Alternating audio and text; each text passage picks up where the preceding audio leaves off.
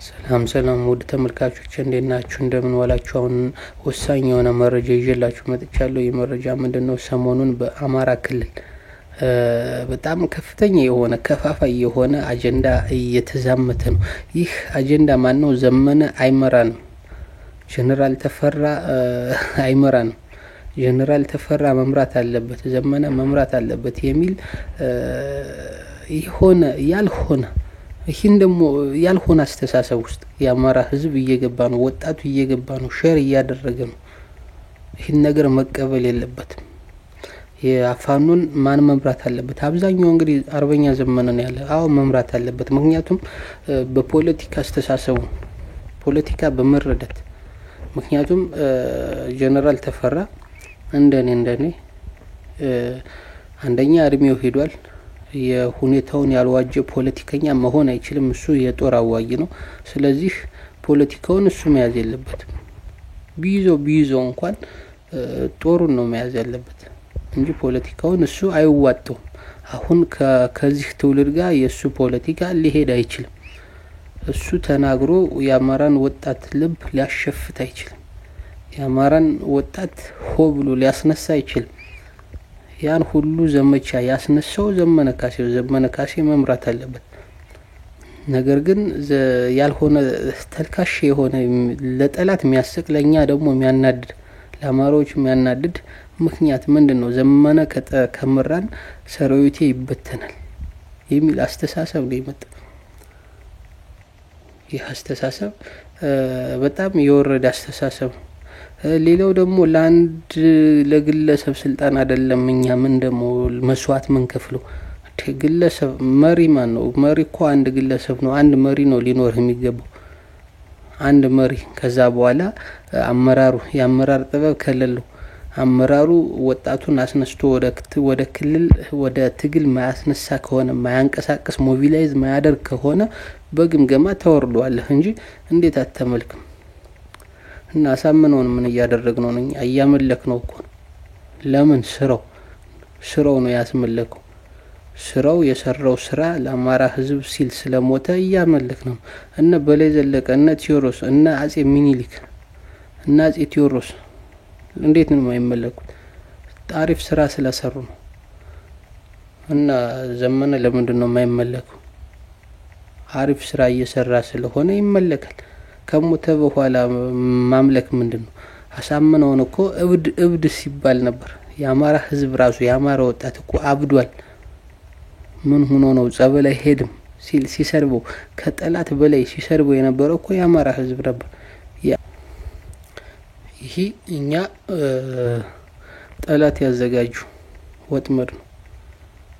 እኛ በአንድ መሪ እንዳይኖርን አሁን ምን ይሉናል? አብዛኛው አክቲቪስቶችን ተመልከቱ። እኛ እዚህ ያለነው አንድ ሰው ለማምለክ አይደለም ይለናል። ማምለክ ነው አብዝተህ መውደድ ማምለክ ከሆነ አዎ እናመልከዋለን። መሪያችን አይደል? እንዴት ሰው ያለ መሪ አይፈጠርም እኮ። ሰው መሪ ሊኖር ይገባል። አንድ መሪ ነው የሚኖር። ምክትል እያለ ይቀጥላል። መሪህን ደግሞ ማክበር አለብህ፣ መቀበል አለብህ፣ ማዳመጥ አለብህ። ችግር ሲኖርበት ደግሞ ተገምግሞ ሊወርድ ይችላል እንጂ ገና ይሄ ከመራን አመራርነቱን ሳታይ ጠላት አንድ ሰው ማምለክ የለብንም ሲል አንድ መሪ እንዳይኖረን ስለተፈለገ ነው። አንድ መሪ እንዳይኖረን እኛን የማሸማቀቂያ ዘዴ ነው ማምለክ ማለት ነው። የሚመለክ ፈጣሪ ነው።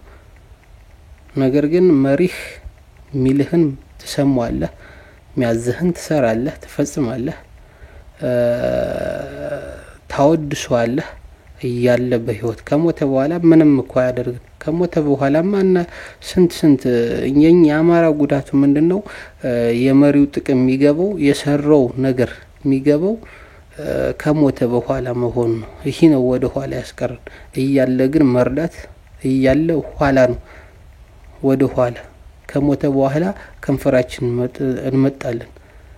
በህይወት እያለ ግን አናግዘውም። ስለዚህ ማገዝ አለብን። ዘመን ማምለክ ካለ አዎ ማምለክ ነው። ፎጣ ለባሽ ሲለን አዎ ፎጣ ለባሽ ነን።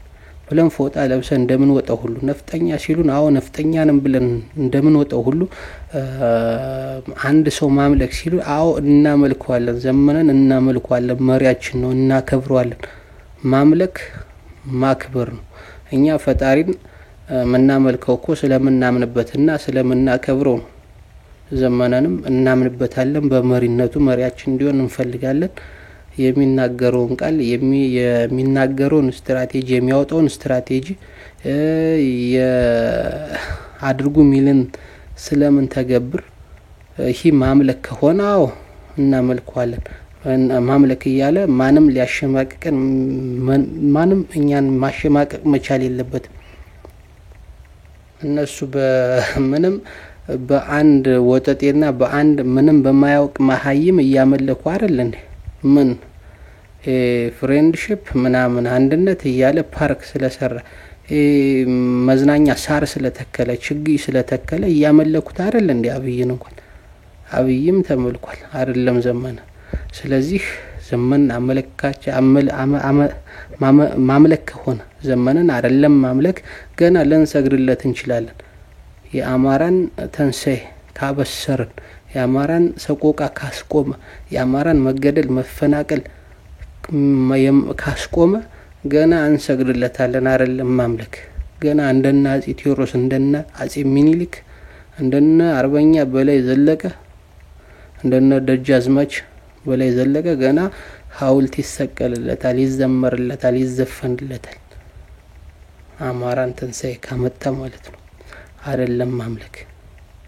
ስለዚህ ጠላት እረርድብን ይበል ዋጠው። ይህ ትክክለኛ ነገር ነው። ስለዚህ በጠላት አጀንዳ መሳብና አላማችንን እንድንረሳ ስለተፈለገኛ እሰይ ማለት መቻል አለብን። አላማችንን መያዝ አለብን አጥብቀን። አማራ ህዝብ ነበር የአማራን ሆዳም ፖለቲከኞች እየተከተለ ማለት ነው። ነገር ግን አሳምነው ከሞተ በኋላ ወደ ማምለክ መጣን። ስለዚህ በህይወት እያለ ነው ማምለክ ያለብህ። እንዴት ነው መሪ ለአንድ ግለሰብ በደንብ ማምለክ አለብህ። መሪህ ነው። መሪህን ማክበር ማምለክና ማክበር ላይ ነው። ማምለክ ፈጣሪን ነው የምታመልከው። ነገር ግን በጣም መውደድ ማምለክ ስለሚመስል ነው እንጂ በጣም ማክበርና በጣም ትእዛዙን መቀበል ማክበር ማምለክ ስለሚመስል ነው እንጂ ማምለክም ከተባለው ማምለክ ሊባል ይችላል። ነገር ግን ይህ ማክበር ነው። መሪህን ደግሞ ማክበር አለብህ። መሪህን መስማት ማዳመጥ አለብህ። መሪህ ሲናገር ትእዛዙን ማክበር አለብህ። ሲያዝ መታዘዝ፣ ሲናገር ማዳመጥ፣ አትናገር ሲልህ ዝም ማለት ነው ያለብህ።